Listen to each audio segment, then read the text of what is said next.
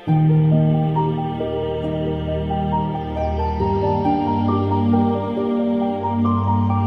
मेरा नाम डॉक्टर राधिका केरकर है। मैं एक साइकेट्रिस्ट हूँ, साइकोथेरेपिस्ट हूँ। इस वीडियो में मैं एंग्जाइटी के बारे में बात करने वाली हूँ। हम देखते हैं कि काफ़ी लोग आजकल चिंताग्रस्त होते हैं। उनको चिंता काफ़ी हद तक उनके मन में होती है और उनके ज़िंदगी को चलाती है। मतलब जो मेन फोर्स होता है या फिर मेन जो इमोशन वो फील करते हैं वो चिंता का होता है। हमेशा वरी रहती है, हमेशा चिंता होती है कि आगे क्या होगा, या फिर ये होगा या नहीं होगा, आगे कैसे चलेगी ज़िंदगी, या फिर कोई भी बहुत सारे इश्यूज हो सकते हैं एंग्जाइटी में।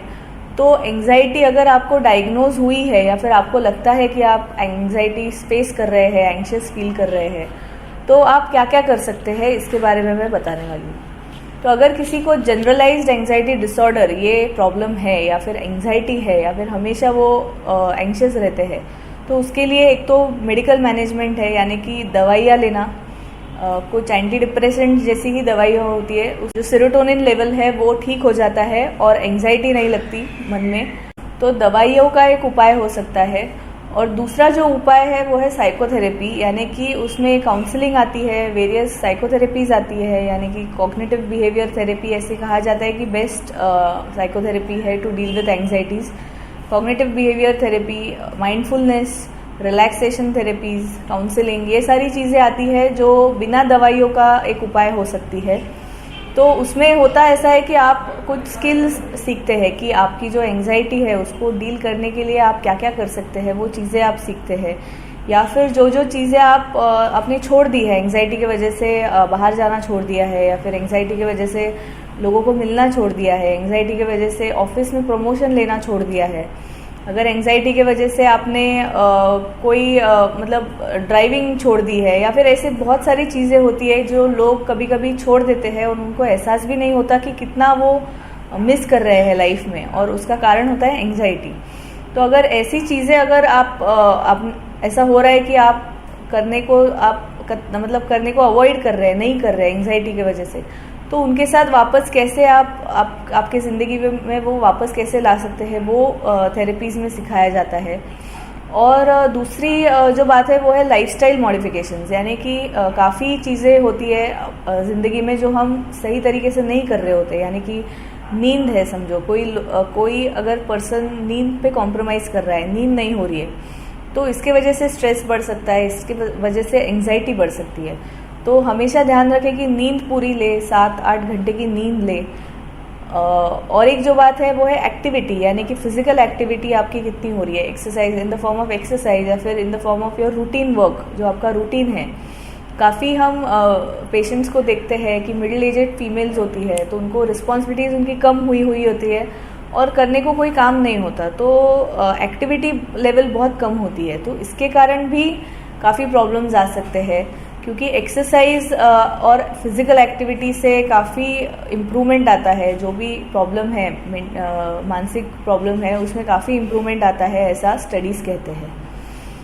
और एक जो बात है वो है कि आप डाइट अच्छा रखें, और जो एडिक्शंस है, समझो कोई अल्कोहल लेता है या फिर ड्रग्स है, कोई निकोटीन है, तो वो अवॉइड करें। क्योंकि ऐसा काफ़ी बार होता है कि जिनको एंग्जाइटी है उनको लगता है कि थोड़ा सा हम अल्कोहल ले लें तो हमें रिलीफ लगता है, तो अच्छी बात है।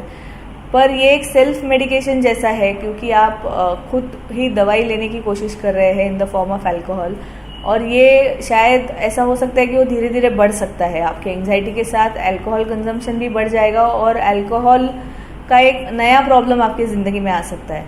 यानी कि एंग्जाइटी तो है ही, पर अभी अल्कोहल के बगैर भी आपको प्रॉब्लम हो रही है, तो ये हो सकता है। तो जिनको भी एंग्जाइटी है उन्होंने ध्यान रखना चाहिए कि वो किसी और चीज़ पे डिपेंडेंट नहीं हो रहे हैं, और अवॉइड करना चाहिए कोई भी फॉर्म ऑफ एडिक्शन।